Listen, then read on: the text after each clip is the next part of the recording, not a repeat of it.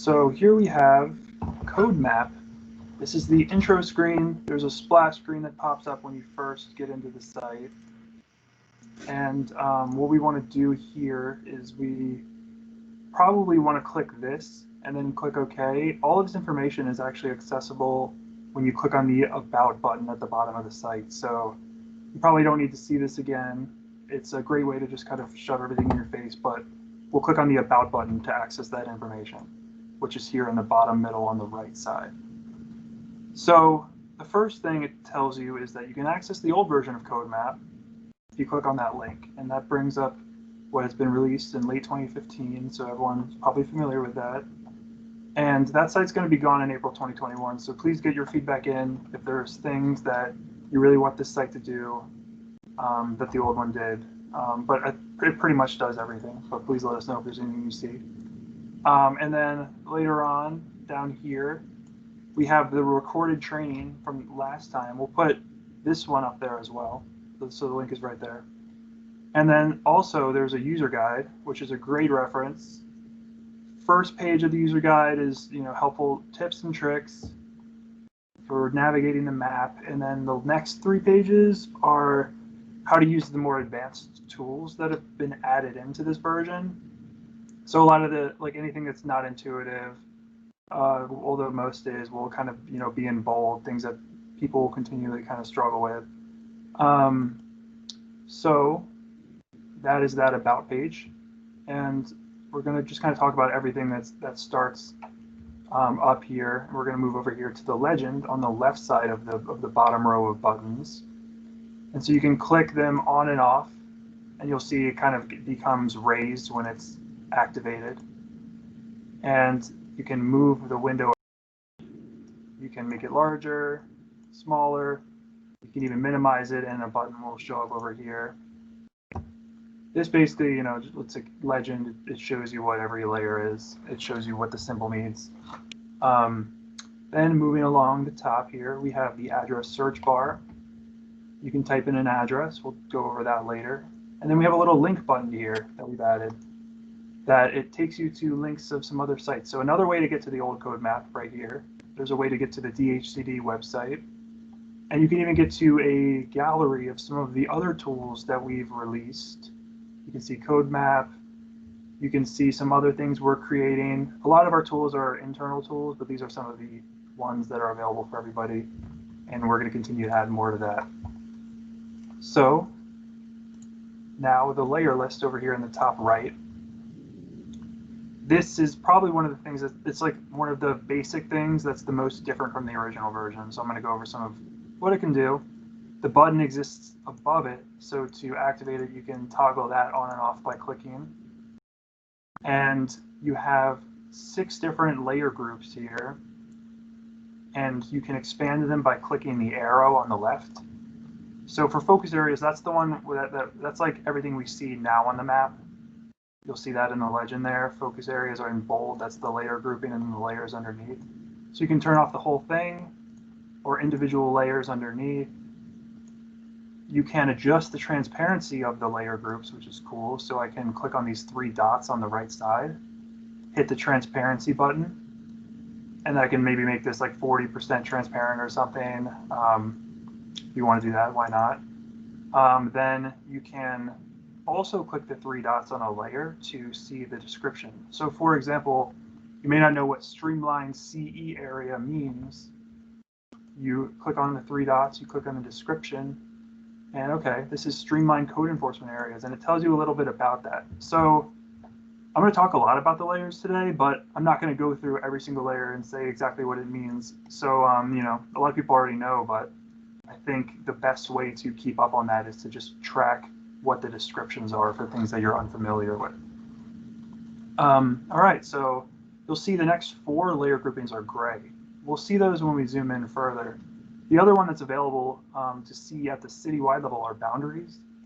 Even though it's checked, the thing that can get confusing on the layer list is even if something's checked, the things underneath it might not be, and things can be kind of nested several different levels. So you'll see maybe like if if you look at city program boundaries, you could expand this. So even if you turn city program boundaries on, nothing happens because you have things underneath that still need to be turned on. So there's quite a few boundaries on here. So for city program boundaries, say maybe we want to turn on critical area. And so yeah, so now we have that turned on. Maybe we want to turn on neighborhoods and see what that looks like. The boundaries look kind of messy. I'll turn those off. Maybe we'll make boundaries a little bit transparent, like another 40%. So I'm kind of moving fast, but just kind of showing you the options. So let's actually turn off boundaries for now and deal with our focus areas. So another thing you can do, like let's say you're very far under here, you have a bunch of things expanded. There's a thing in the top right of the layer list you can go to that can collapse all layers. So now it kind of brings you back to where you were. You can also expand all layers, and it actually shows the symbols on here too, in addition to the legend. And what I do to navigate all of these, there's a lot of these windows that you can turn on in this new version that you'll see throughout this training. And if you just mouse over the window and use your mouse wheel, if you have a mouse, that will navigate you through up and down. That way you don't have to try to click on this thing. Although that thing probably should be bigger. I think that's a recent piece of feedback we've gotten. But you can also, if you have a trackpad, put 2 fingers on it and push that forward or toward you to go up and down. And we'll go ahead and collapse all of these again. And yeah, so now I'm going to zoom in so we can other 4 layer groups, because I kind of want to do this a layer introduction, even though it will be brief. So we're going to type in an address to zoom in. But before we do that, you can zoom in with the plus and minus in the bottom left. And you can also just put your mouse over the map screen and do that mouse wheel up and back, the same way you go up and down on the windows. So we're going to go to an address that I picked out, 1300 Asquith Street. And there are 2 options. There's real property and Esri locator. There's not really too big of a difference. This will just pick up more options. So if you click on this, you'll notice it actually makes a dot, which some people like. If you want to get rid of that dot, you can hit the X in the search bar and just remember which one you had. Okay, so we searched here and all these other layers have now popped up. So we're going to go through what these mean. And the ones that are popping up, there's actually a lot more layers in these 4 groups than those, but those are the ones we've decided are important enough to start turned on for the average user. So we're going to go from the bottom up.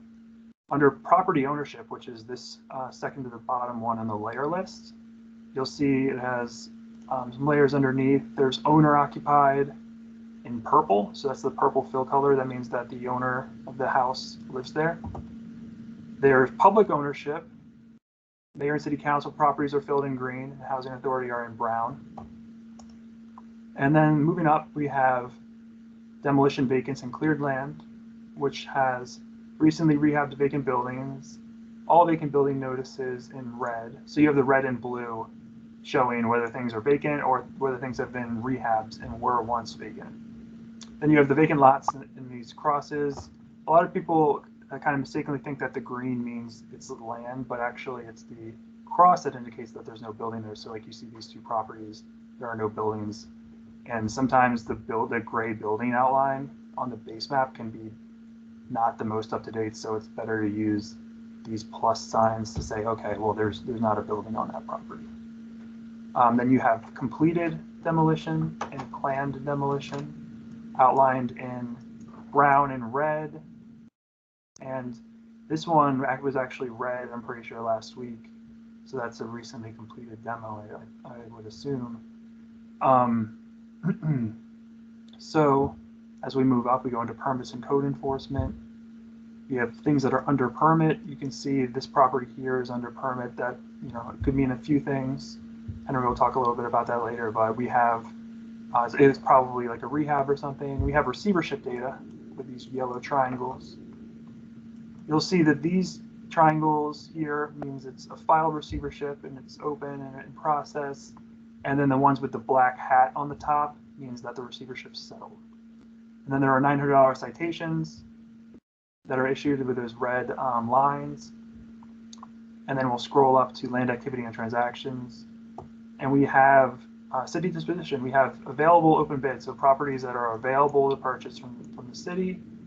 And then we have ones that are pending, awarded, and already sold. So these are awarded here. This is probably some kind of development site. Excuse me for not being immediately familiar with what's going on there. But we have a lot of other layers too that I'm just going to briefly talk about that are important because I want to show you how you can kind of create your own layer profile.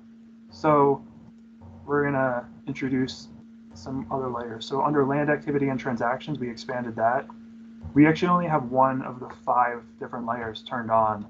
So, you know, there's tons of rich information here. So for example, you have adopt a lot, which you can turn on. You can see available lots here. You can see ones that are adopted. You can even see community managed open spaces and urban farms. We have foreclosure data. We have tax certificates. We have, this is a cool layer, D-date and price. You can see what properties were sold for and what year they sold. So for example, like this property here, 500 or 54,000 in 2019, 128,000 in 2019. And there's lots of things you can kind of dig down to. So for example, D-date and price, you can expand even this. And right now it's only showing the last 3 years. So you can go ahead and if you want to see more sale dates, you would turn that on. And pretty much every layer has options like that. So that's land activity and transactions. Let's go to permits and code enforcement.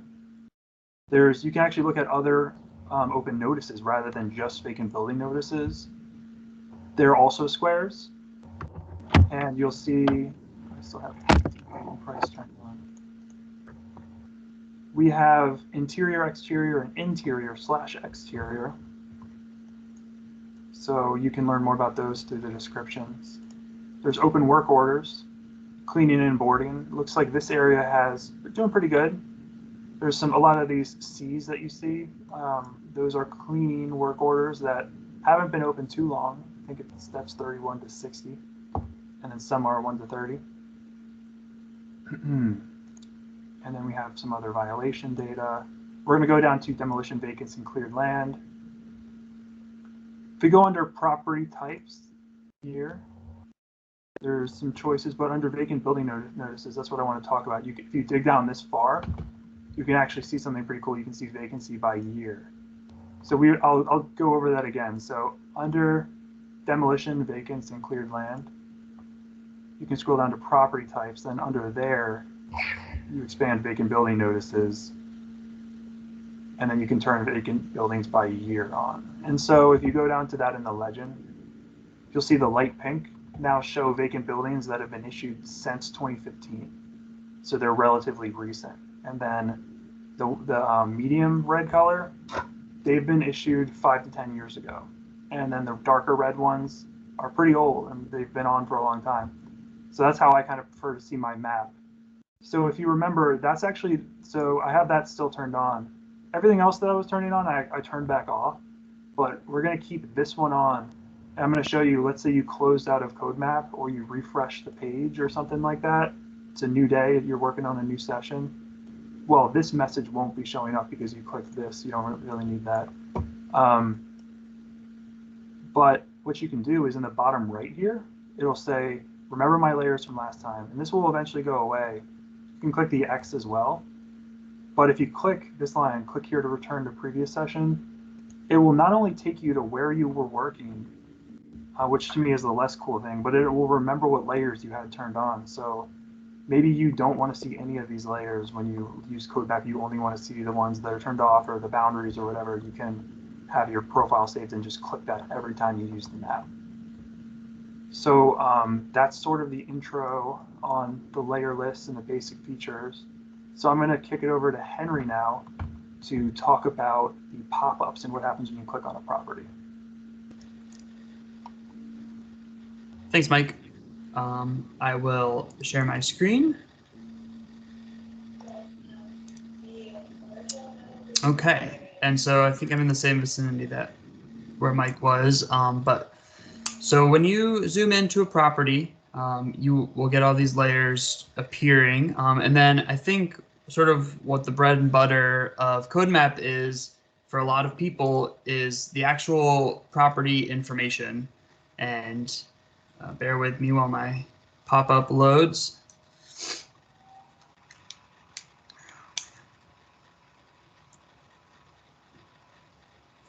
I'll give it one more try.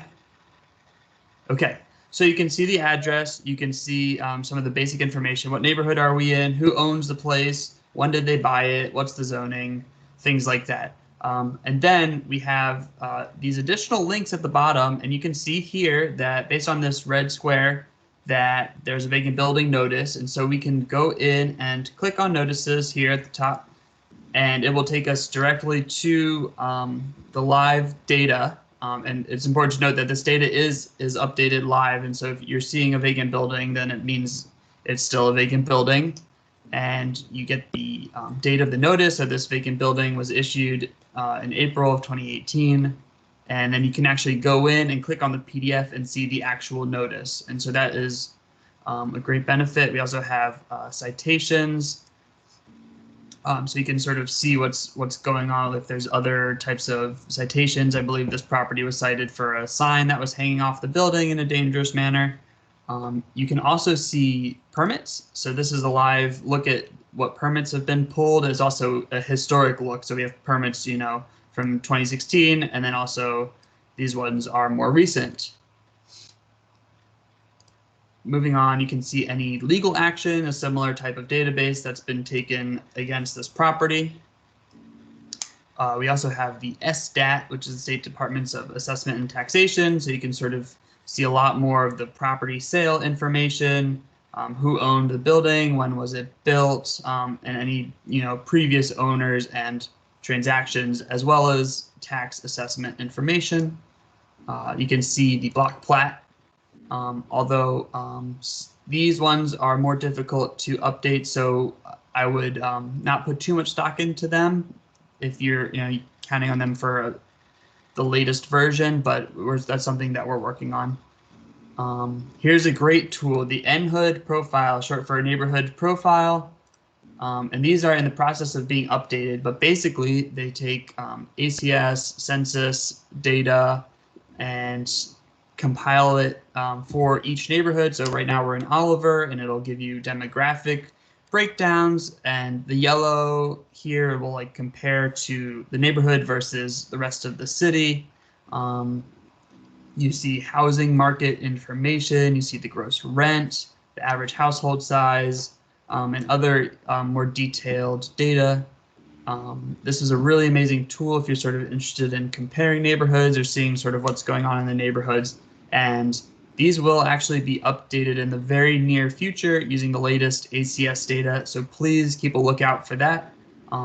This is a really, really useful tool. And you can see sort of the vacant building notices in Oliver compared to those across the city, things like that. So don't neighborhood profiles that are in the pop-up of the property. And lastly, we have the Google Street View, which will give you sort of a view on the ground level of what's going on. Some of them are updated more often than others, but this one you can see at the very bottom of the screen was updated July 2019. Also, the final link that we have is a Google Earth image. In this, I already have preloaded because it does take a minute to load. Will give you the sort of aerial view of the property that you're looking at. So I think this is the property that we had zoomed in on. And so when you click Google Earth, it will automatically open to show you the property that you've been looking at. And so those are really great features that I think a lot of people use all the time. So that's the pop-up, and I'll send it back to Mike. Great, thanks, Henry. All right. So that's really the introductory stuff. It probably felt a little fast if you have not used CoDeMap. But I mean, there's so much information on CoDeMap. You can have every layer turned on and be looking at, a block like this. And if you're, well versed in CoDeMap, you can kind of decipher it, and you kind of, it tells a really cool story. Like you just then know so much information about that block or that neighborhood, depending on where you're zoomed to.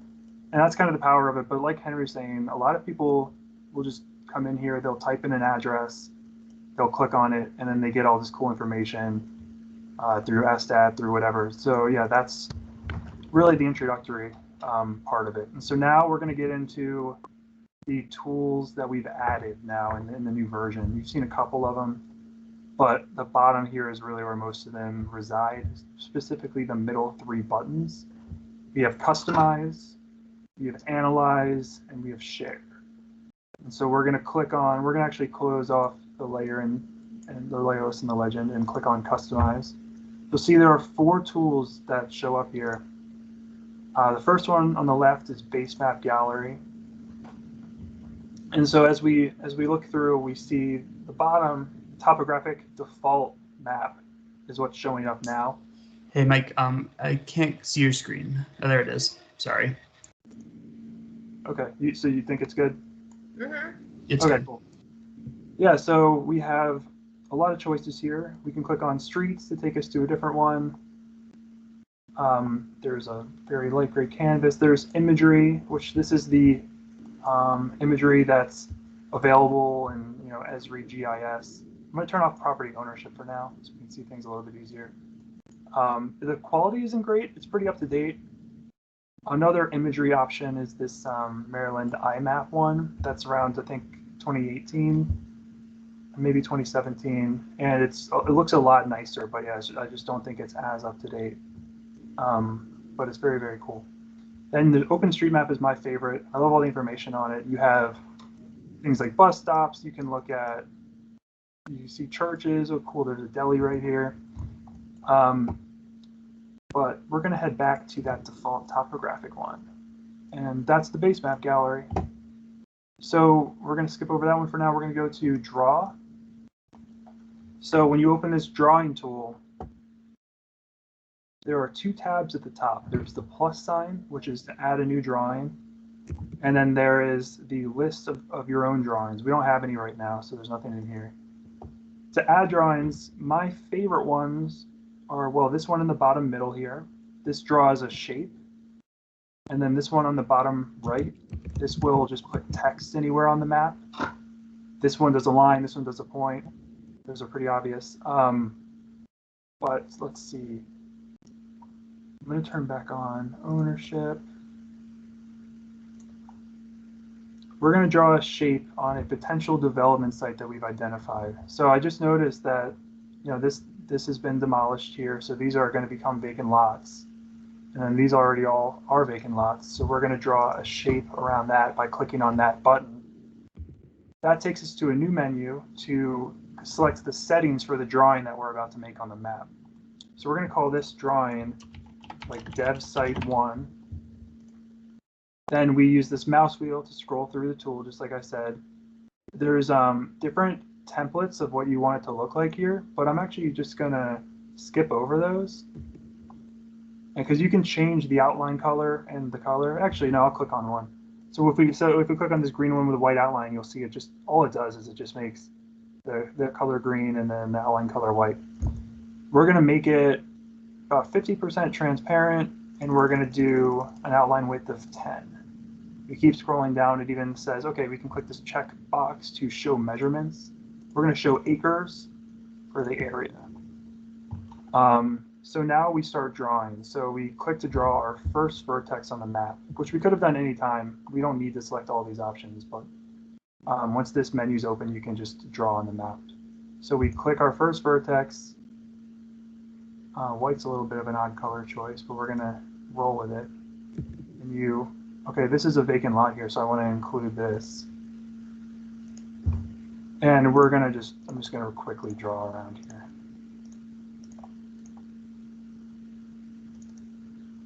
All right, so that's our development site. And we have 2 drawings that now show up. So it automatically moved us over to the second tab at the top. Hey, Mike, could you change the colors of the drawings? It's hard to see them on this. Sure.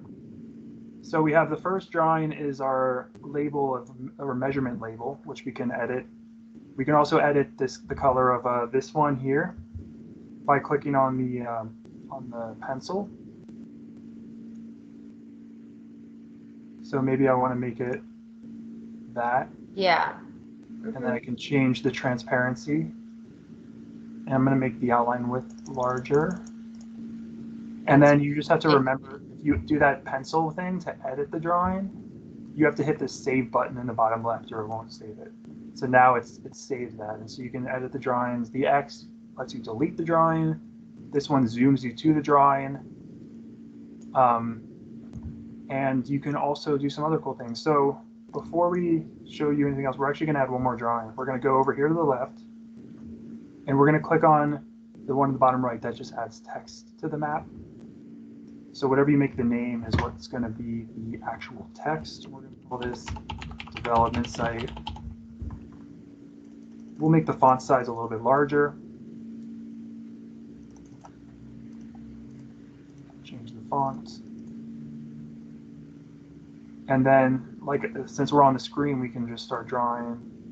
And we're going to just label it up here because we're going to zoom out a little bit, and that'll look nice. So another thing you can do is you can just select all your drawings, and you can delete them all if you want. You can also duplicate them.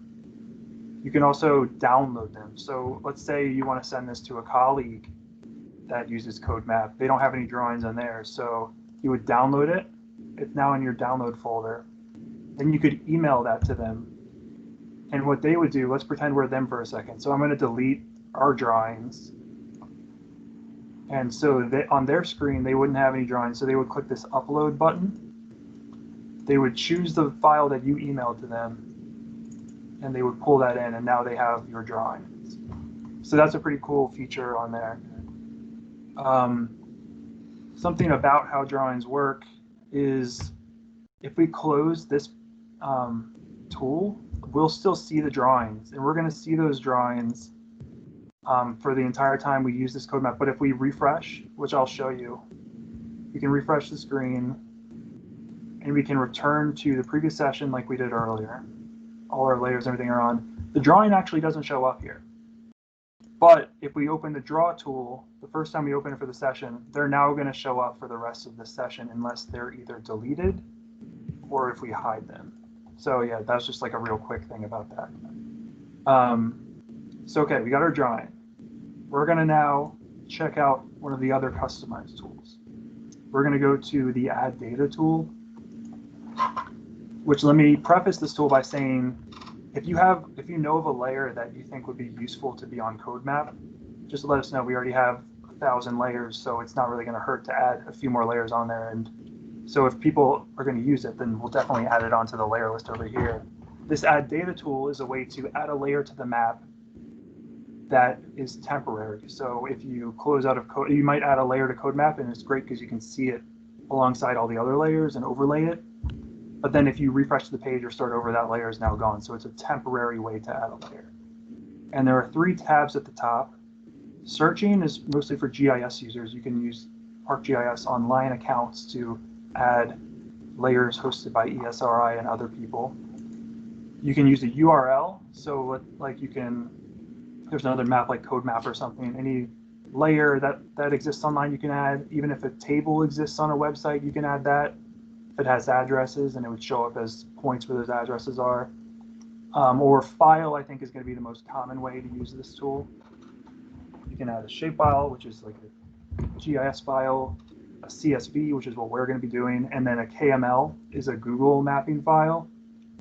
So if there's a cool tool called Google My Maps, which I know some of our community partners use, where it's Google Maps, but there's a feature to draw boxes and other things on it, kind of like we were just doing with the drawing tool. And so if people use that on Google Maps, then you can import that into here. So we're going to do a CSV real quick. We're going to browse the computer. We're going to bring in these development projects here. And they show up on the map now. And we're going to turn focus areas off. You'll see that they're also on the layer list, so we can turn them on and off up here. And we can, if we wanted to, they'll delete themselves if we close CoDeMap, but you can also just delete them in this session by clicking in here and clicking on the trash can. But we want to keep these in. We want to see them, so we're going to click one to show you that they actually have their own pop-ups now, so we can see the name of the project, the units, etc. So what we want to do though is we really want to go back to our development site. We want to find the closest project to our development site, and I think I see it. We're gonna make sure that our development site's at least a quarter mile away from that, just because that's what our directive. And so what we're gonna do is we're gonna go back into the drawing tool, and we're gonna draw a line, but we're gonna actually measure that line. So we're gonna add a new drawing, click on the line, and we'll say measurement from nearest project.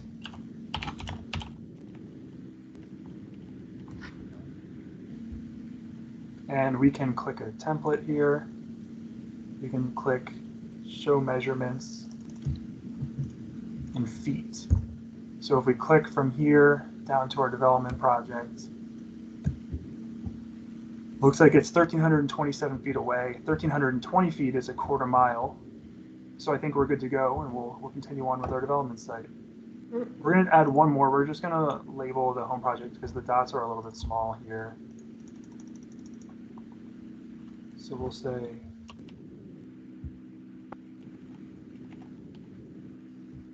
we'll embolden that.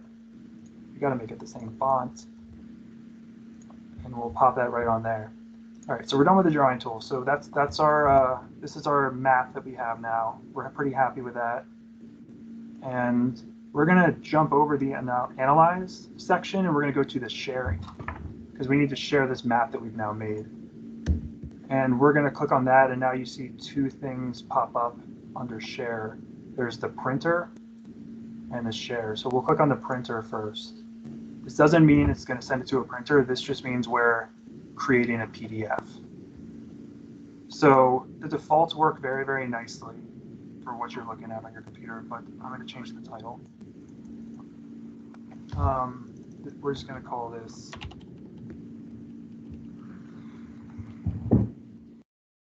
So then we're going to hit print. So you hit that print button, and then it starts creating the print down here. And you can just keep you can zoom around and click multiple, and it'll just keep numbering them. So you see there's 1 here, it'll create 2, 3, 4. And then you can go ahead and you can clear your prints if you want to as well. You can also change what some of the text says that's on the print by clicking the advanced. And so as you can see, that took about 15 seconds. And we can now click on the PDF to open a new tab. And so this still lives online. This isn't on your computer yet, but I just want to show you what it looks like here. So it has the title that you typed in, the date that you created it, has all of the layers and everything in here that you had turned on that were visible at the time you printed it. And it shows them in a legend at the bottom, which is very nice. So it even shows the home projects, and it shows you those variants of vacant building notices that we had and the logo. And so the key to this, in the top right, you have a couple of options here. You can download it, which will now bring it onto your computer, which is an important step. And then, or you could also just send it directly to the printer. I like to just download mine and then change the name. So we can call this map 1, and we'll save that to my download folder. So now I can email that to somebody or whatever.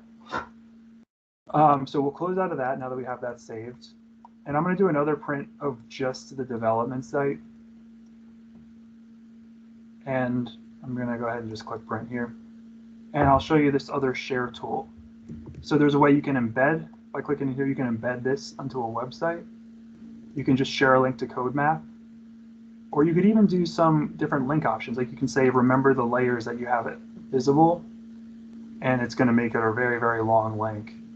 So this this might, hurt somebody's eyes to scroll through, but that is one way to share the link to CoDeMap. So now that we're done with that share tool, we can see our second print.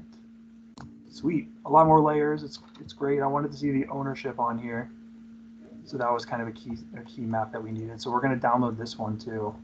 We'll call this map 2. All right, great. So that project is done. So we are going to clear prints, close out of this. And lastly, we are going to take a look at this analyze section. We have 2 tools that are available for this. So you can use the data tables tool. If you click on that, the bottom of your screen becomes a data table. you have quite a few. So across here, you have tabs. These are the different data sets that are available. And it starts on one called Available Open Bid, which is a pretty important one. It has all of the properties that are available to purchase on the open bid list. And it used to just be a printed list. So it's a pretty big step that we have this now digitally that we can pretty easily send out to people. And I'll show you how to download these tables because that's pretty useful. But I just want to show you vacant building notices as an example. So we're going to use this blue arrow to scroll back and forth between the data sets. We can click on all vacant building notices. You'll see it becomes underlined in blue. That means we have that table selected. So these are our vacant building notices. We have things like the date of the notice, the neighborhood, the address, some pretty basic stuff. And right now, this button, you'll notice it's white, filter by viewable area. That starts turned on. And because of that, this table only shows the 30 features that are visible on our screen right now. So that's cool, but I kind of want to just download the entire city. I want to see all, let's see how many there are right now. So if we click that button and turn that off, okay, we have 15,862 vacant building notices in this city that we're now looking at. So we could scroll down forever, or we can just download it to a CSV file and look at it in Excel or Google Sheets or whatever. So I'm going to go click at the bottom option to download all data to a table file. So this takes 10 seconds or so. But what you can also do is you can filter it in here, just like you could in Excel. So for example, let's say you want to just see vacant building notices since 2000 that have been issued since 2008. That would be really easy to do in Excel. You could just like sort or filter. But what we want to do is we actually want to like the benefit of doing it in CoDeMap is that it will only show those on the map. So that might, probably a rare circumstance, but it's still really useful. So what we would do is we would add an expression and we would go down to the date of the notice field. We would say the date is after, the date of the notice being issued is after, let's see. Just go back to 2008, I guess. Maybe like October 16th, 2008. And then we would hit OK. So it filters that. It takes a second. But we have 13,247 that now show up on the map that are the vacant building notices since 2008. And I don't think it didn't download my table. I think I was doing too much clicking and filtering it, messed it up. So let me just click the download button again and just wait for it.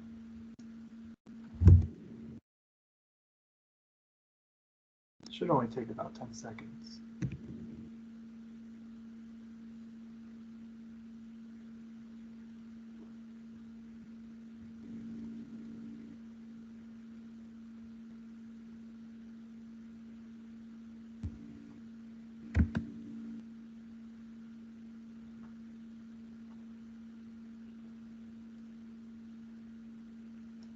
Okay, well, it's taking longer than I thought it would. So we're going to go on to the next section.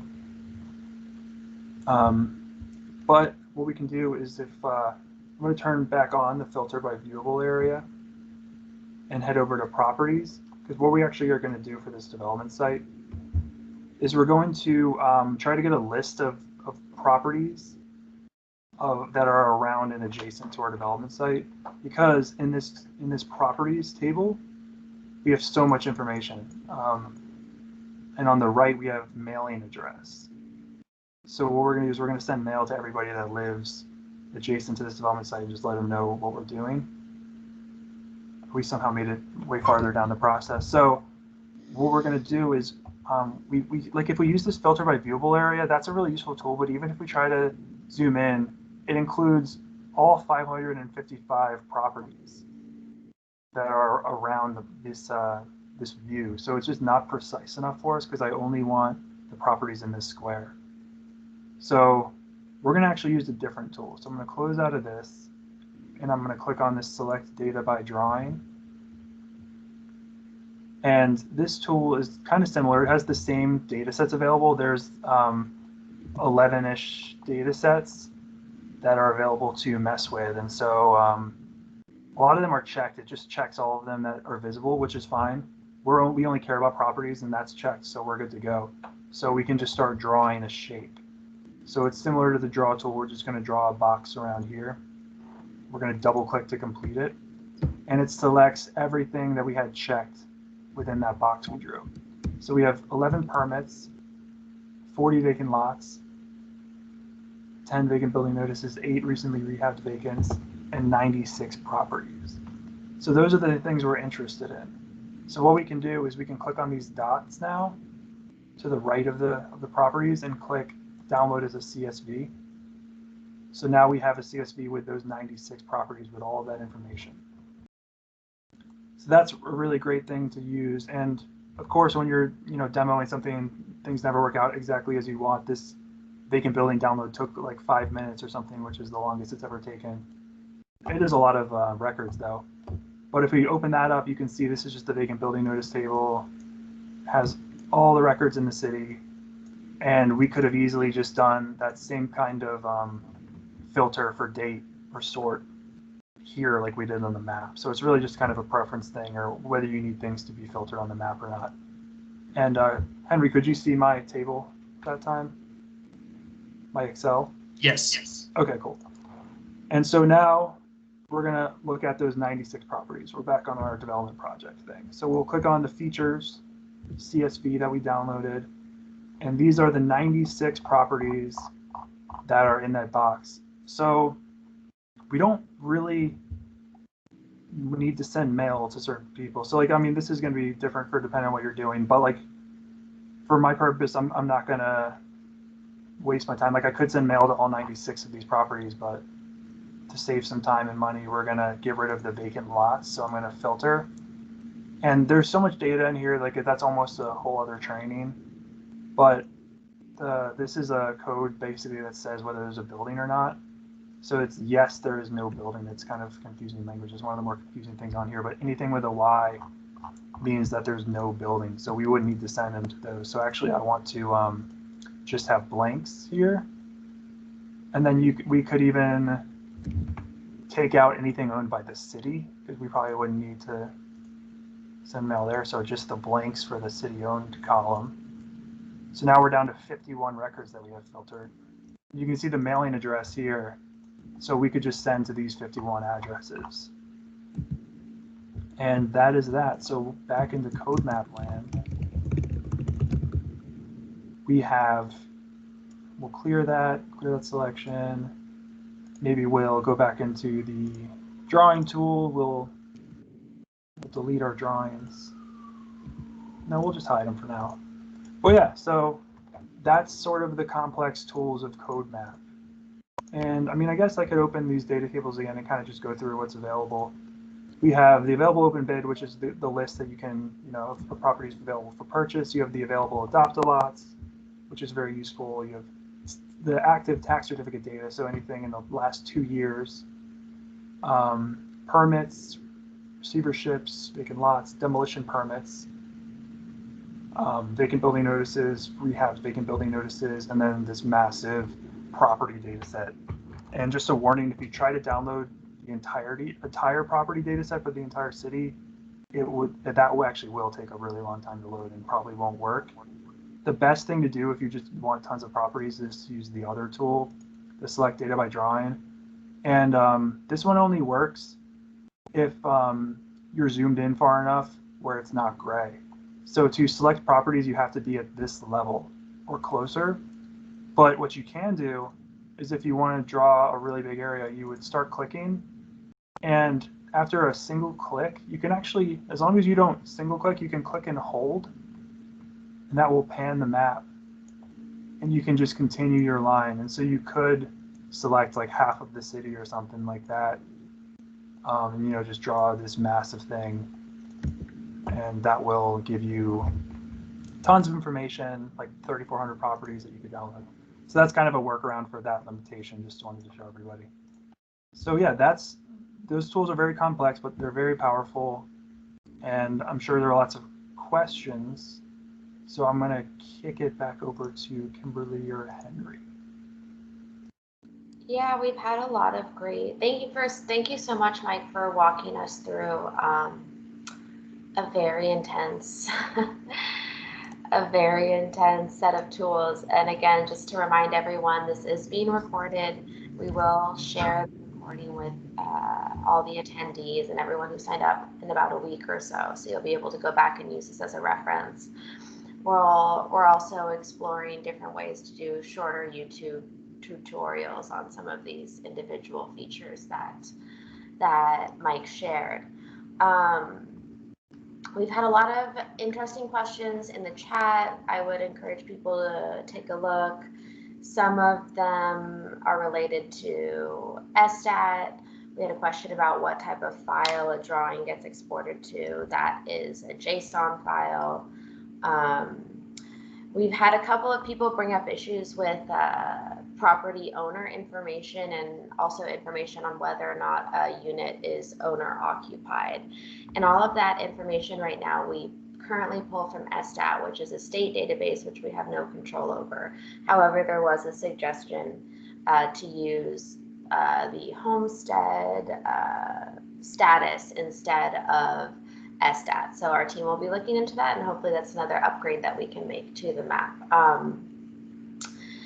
And then we had also a question about how this tool is different from City View. Right now, the way I think about City View is that City View is really more of a citywide tool, GIS tool. It contains a lot of layers and information from agencies all across our local government, and isn't really the same thing as CoDeMap, which is DHCD administrative data. And really, CoDeMap is public because we want to be transparent and make as much administrative information as accessible as possible to the public, but it really is a tool that informs our day-to-day functions and operations as an agency and is used by a variety of divisions across the agency. One thing that I did want to cover really quickly that I don't know if we were as clear about. So I know we shared the link for how to get to CoDeMap, but I just wanted to quickly show a couple of ways that you can find it if you don't have the link from the training. So the first, I'm going to share my screen really quick, is if you Google DHCD CoDeMap Baltimore, it's the first option that comes up. And so you can click here and it'll take you right to CoDeMap. You see up here, I have it bookmarked. And then if you go to our website, this is the landing page for the Baltimore City Department of Housing and Community Development. Our main menu, you go down to interactive reports and CoDeMap and it'll take you here. And then Mike, one thing I don't know if I caught in, I might have missed this as I was monitoring the chat, but did you talk about the other tools that we have available? I did. I briefly showed them. I didn't click on any of them individually, but I just showed them. So yeah, I would just encourage people to check out the other tools that we do have available for your use. This is a great new dashboard that Henry put together that is kind of what the bread is, which is really the bread and butter of our agency. So VBN, vacability notice counts, rehabs, and demolitions. And with that, I will turn it back over to the group and let people ask questions. You can either put them in the chat or raise your hand if you'd like.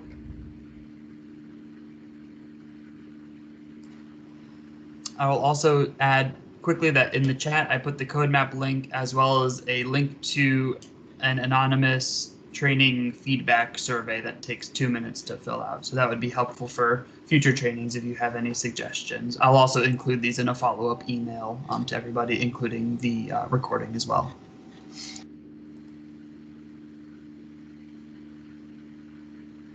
Did we handle all the questions in the chat though? We were able to get to all of them. Oh, that's amazing. Mm-hmm.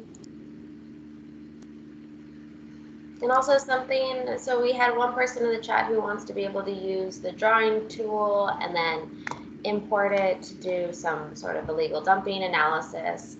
And we asked them to share that with us when they're done. And so again, if you have any interesting or cool ways, case studies or use cases of how you have used CodeMap, we'd love to hear about them. In the chat, we have a question, Mike. Can you show again how you pulled the list of all the VBNs for the city? So in the tables. Yeah, I can do that real quick. Let me share my screen here. So what we want to do is you don't have to zoom in, but basically you want to click on the button in the very bottom middle, and then you want to click on the data tables button. So you can download the entirety of any of these data sets, but what you want to do is you want to find at the top vacant building notices, because the thing that's underlined in blue is the one that's selected, and so we need to select vacant building notices. So then you would click on that, and once you have vacant building notices selected in data tables, then you would unclick this filter button by viewable area, because we want citywide vacant building notices. So you unclick that, and now you can see in the bottom left there are 15,000 features showing. And so when you have that done, you would click download and download that, and then you're done. And it takes a couple of minutes, as we saw last time, it looks like. So that is how you do it. And then it'll pop up when it's ready, but I'll just stop sharing my screen.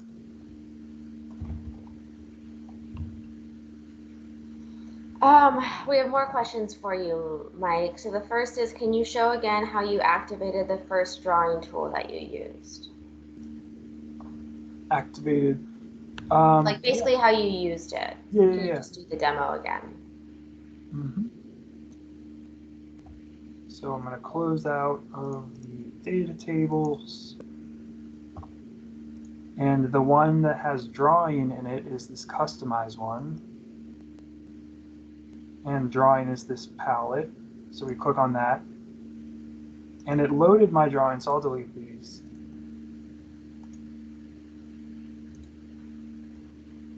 And the first thing you see when you open the drawing tool is this add drawing. And so basically you want to click on the type of drawing that you want to do. So like I said, my two favorites are these two. I'm going to click on the polygon one because I want to draw a shape on the map rather than just put text on the map. So I would click on that. Then I would click on the template of the colors I want. And then I could just start drawing on the map. If that's like, you don't need to change all of the settings. So you could just draw the shape and then you double click to finish it. And then it creates the drawing for you. And you can see this is the drawing editor here. So there's add drawing, drawing editor. And so here you could delete it, edit it, etc., etc. So it's pretty powerful, and you can just add as many drawings as you want.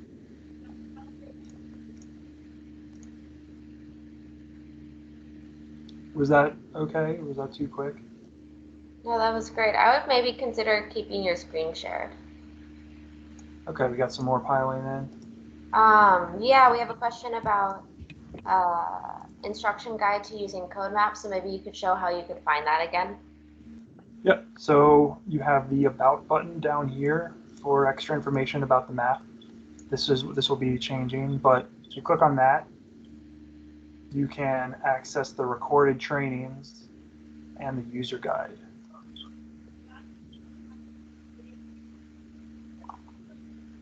And yeah, that'll give you, like, for example, like the draw tool has some special information that, people might get stuck on. So it's very good, useful reference to have.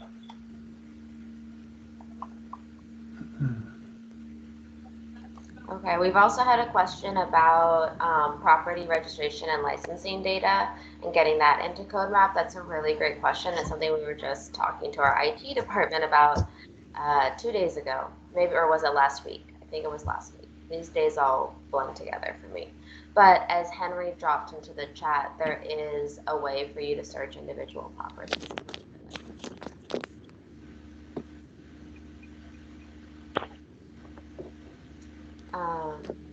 I'm not seeing any more questions in the chat right now, but I do want to give people a minute or two to kind of collect their thoughts.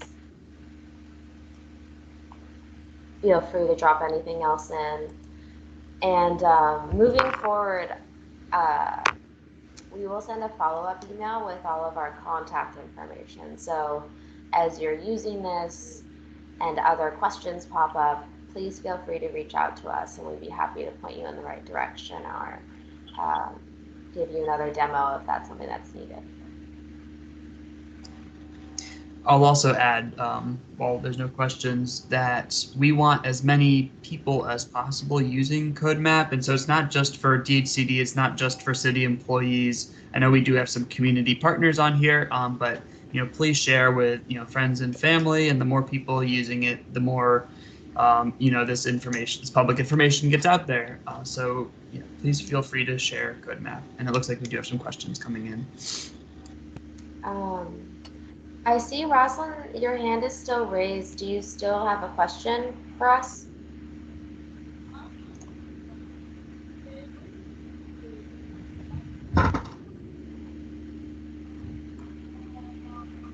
No?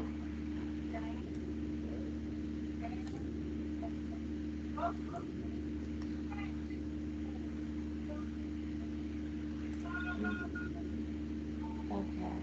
How do I add CodeMap to my desktop is the next question. You can right click on your desktop and say add shortcut, and you can make that a URL, and then just put the CodeMap web address onto that.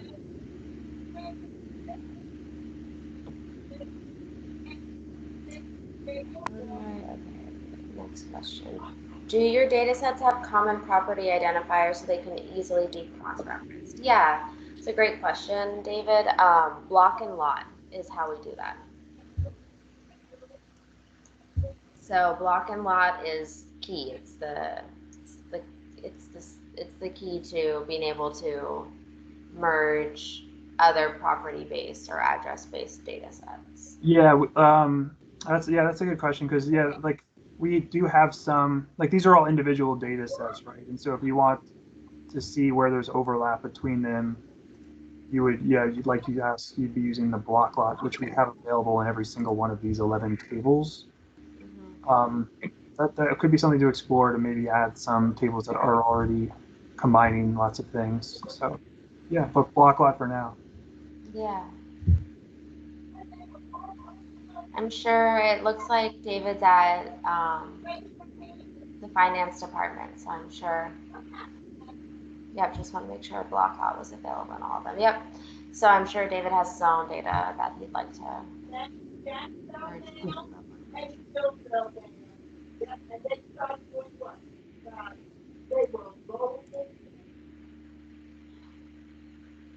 Okay, well, if there's no more questions, I don't want to take up everyone's time. Thank you so much for spending this hour and 10 minutes with us. We really appreciate your participation. Yeah, thank you, everyone. And again, we will be following up with a recording of the training, and you'll have our contact information. We love talking about CodeMap, so we're always here to answer questions. All right, enjoy these extra 20 minutes. Bye, everyone. Thank you. Bye, everyone. Thank you.